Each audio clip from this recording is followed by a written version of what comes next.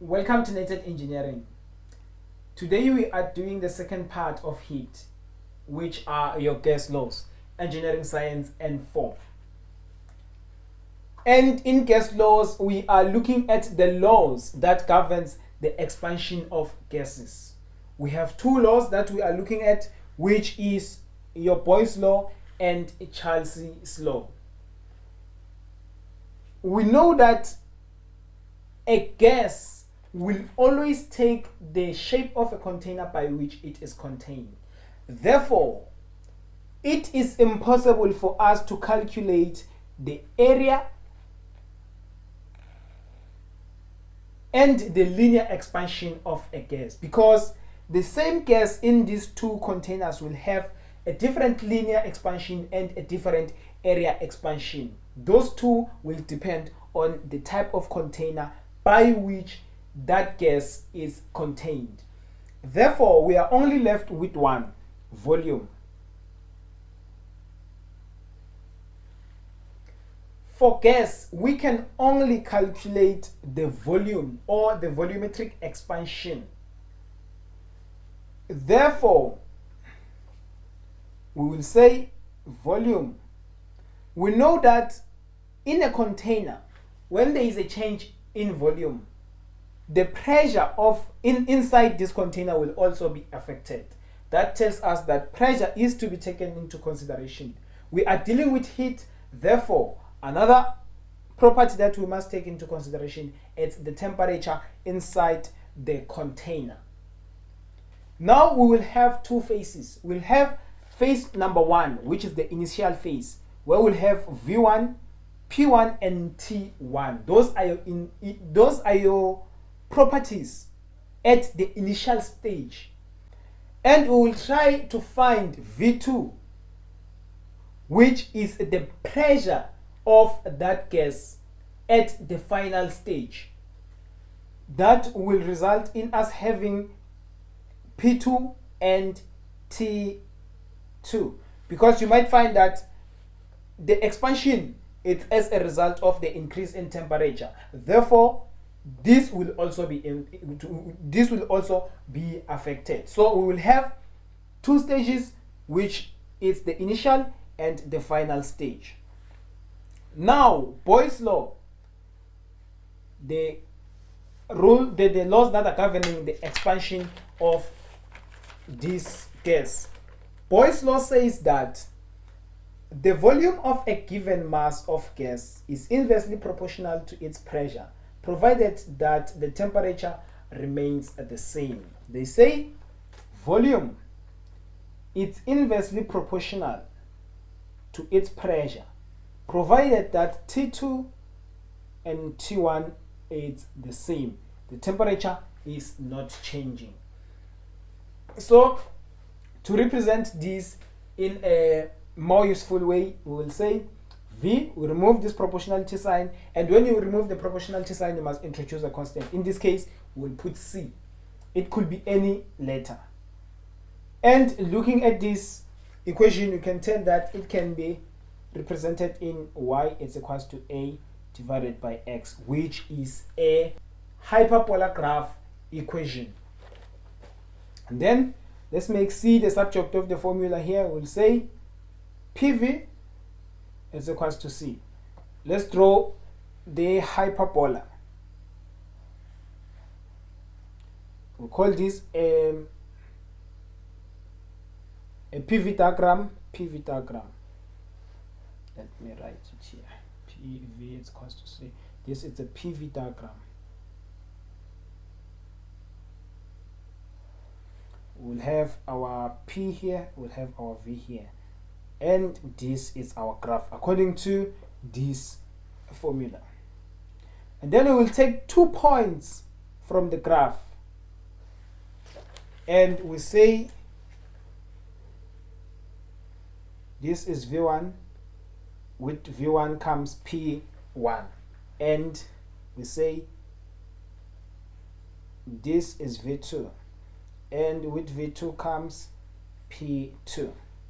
And then we say, according to this law, we know that P1 V1 it's equals to C.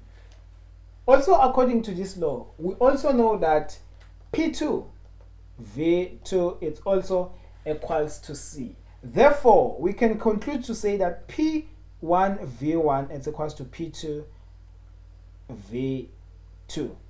Therefore, every time you are told that the gas that you are dealing with, the temperature will remain constant, this is the formula that you are going to use. Every time you are told about this, or given this, or you are told that it is Boyle's law, this is the formula that you are going to use, because we are told that temperature is constant, which means the temperature will cancel it from both sides of the equation. And then we go to the second law, which is Charles's law. I will erase this.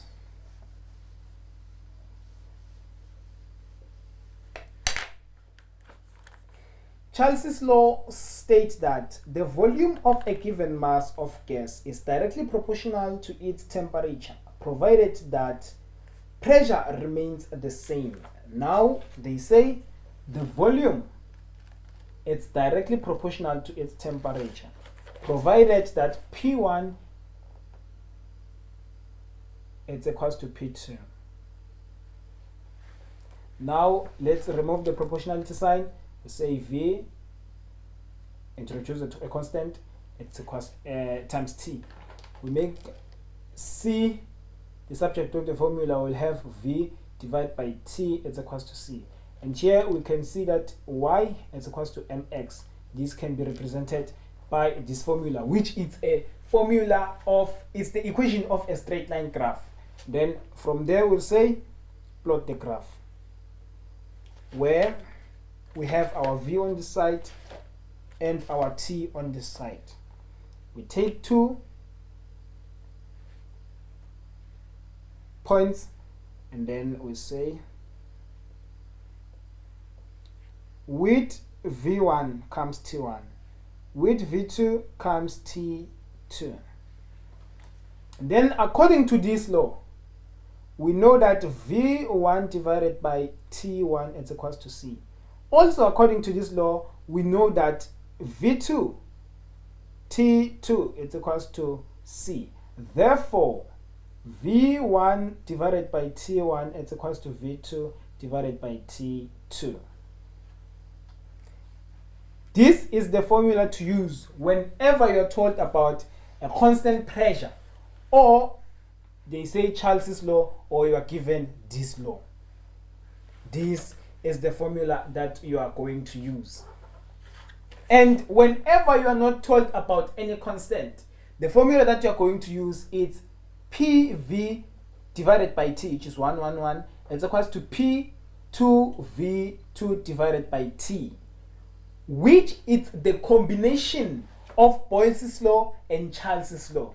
This formula is the combination of both these two laws. We use this formula whenever we are not told about any constant. When we are given all the information and we are told nothing about a constant, this is the formula that we are going to use. And it is the combination of Boyle's and Charles's law. And we have another formula that is MRT. It's equals to PV, where this is our mass and it's given in kg.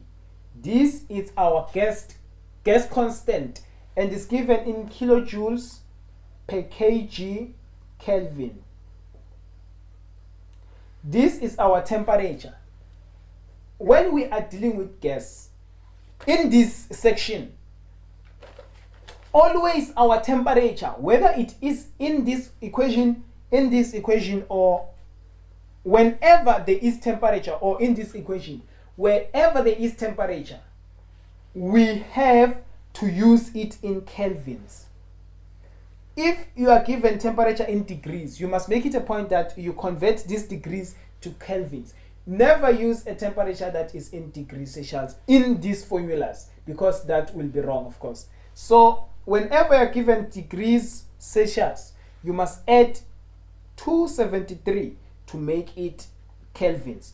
Whenever you are using a temperature, you must make it a point that your temperature is in kelvins. So this will be our temperature in kelvins, and this will be our pressure in kilopascal.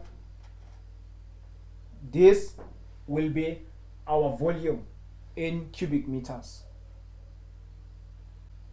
And with this equation, if you use T1, you must make it a point that you also use P1 and V1. If you choose to use T2, you must make it a point that it is P2 and V2. Never mix information. If you use the information of the initial phase, use the information of the initial phase throughout. If you use the information of the final phase, use the information of the final phase throughout. And that's basically everything that we will need concerning gas laws. This is basically the end of our lesson, and I will see you on the next lesson.